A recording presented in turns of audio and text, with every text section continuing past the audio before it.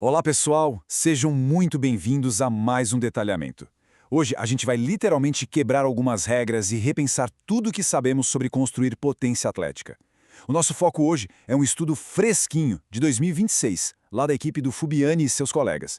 E olha, essa pesquisa é um verdadeiro divisor de águas.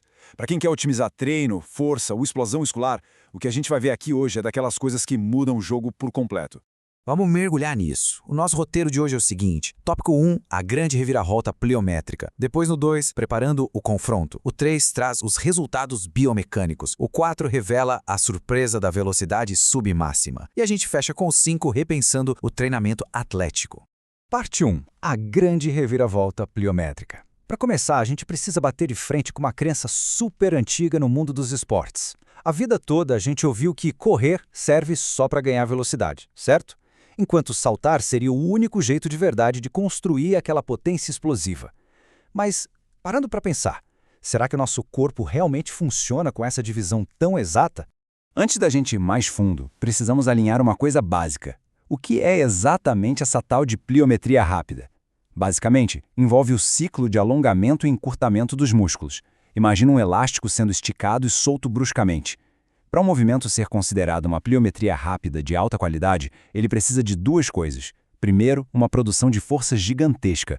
Segundo, um tempo de contato com o chão incrivelmente curto. Especificamente, menos de 250 milissegundos. É quase um piscar de olhos. Uma força absurda aplicada em menos de um quarto de segundo.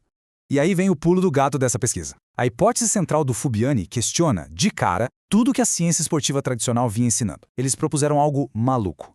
E se a corrida de velocidade, o famoso sprint, não for só um deslocamento horizontal? E se, na verdade, cada passo de um sprint foi o estímulo pliométrico unilateral perfeito que estava ali, escondido o tempo todo bem debaixo do nosso nariz? E isso nos leva à parte 2, preparando o confronto. Para provar uma ideia ousada dessas, os cientistas precisavam de um teste de peso. Então o cenário foi preparado para uma verdadeira luta de pesos pesados da biomecânica. De um lado, os saltos verticais tradicionais. Do outro, as corridas de velocidade. Os pesquisadores colocaram 16 atletas para suar a camisa. Todos já tinham muita experiência tanto com sprint quanto com saltos.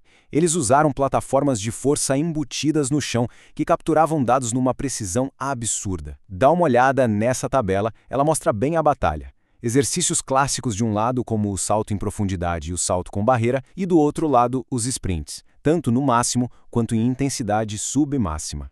Agora, o que é fascinante de verdade na distribuição de dados desses gráficos é a consistência da coisa toda. Percebe como as formas ali da direita, que representam as corridas, são super concentradas? Isso mostra uma mecânica constante, quase impecável, em todos os atletas. Em compensação, os saltos lá na esquerda apresentam uma dispersão enorme. Tem uma variação gigantesca no tempo de contato e na força entre uma pessoa e outra. Seção 3, os resultados biomecânicos. Chegou a hora da verdade. Quando os dados saíram, eles simplesmente implodiram o que a gente achava que sabia sobre saltos. Os números não mentem. Se a gente observar as formas de onda, fica ainda mais claro. O pico de força da corrida em velocidade máxima é absurdamente agudo, rápido e alto. Agora, compara isso com a curva mais larga e baixinha do salto em profundidade, que sempre foi visto como o padrão ouro da pliometria. O sprint aplica uma pancada brutal no solo e sai numa fração de segundo, enquanto o salto tradicional parece até meio lento e arrastado do lado dele. Traduzindo esses gráficos para os números frios, o contraste é um verdadeiro nocaute.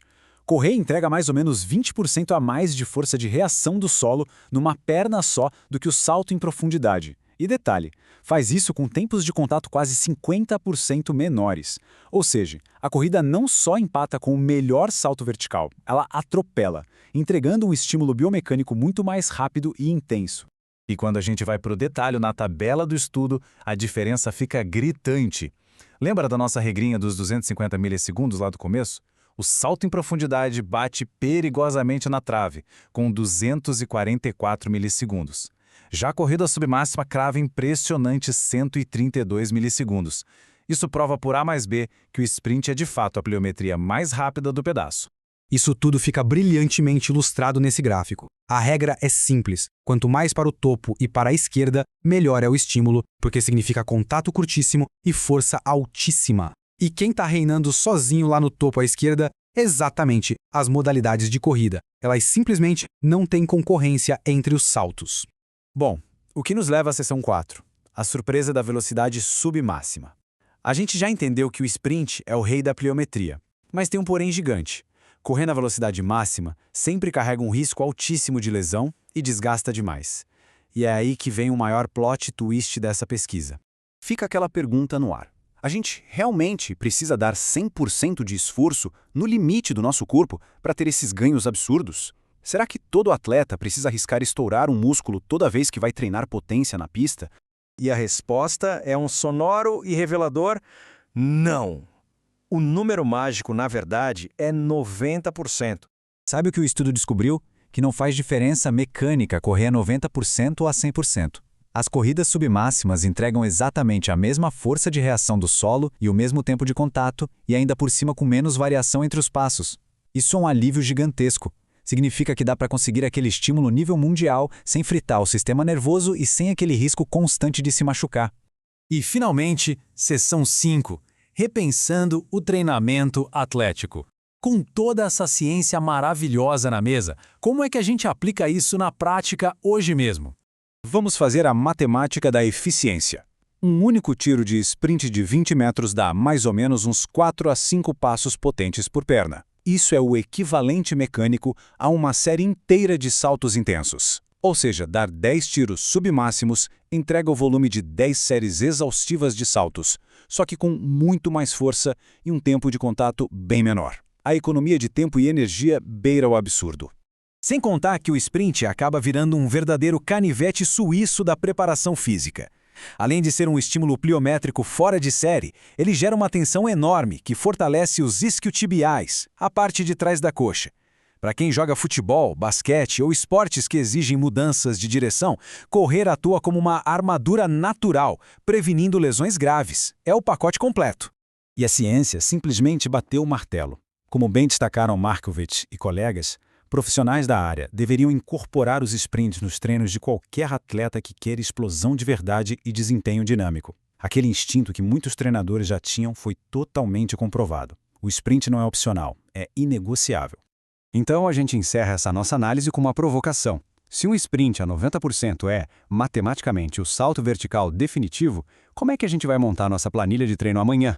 Diante de uma prova tão clara de que a corrida é o estímulo supremo, talvez seja a hora de parar e pensar quanto tempo perdemos fazendo séries intermináveis de saltos quando o segredo sempre esteve ali, nos esperando na pista. Fica aí a reflexão. Muito obrigado pela companhia e até o nosso próximo detalhamento.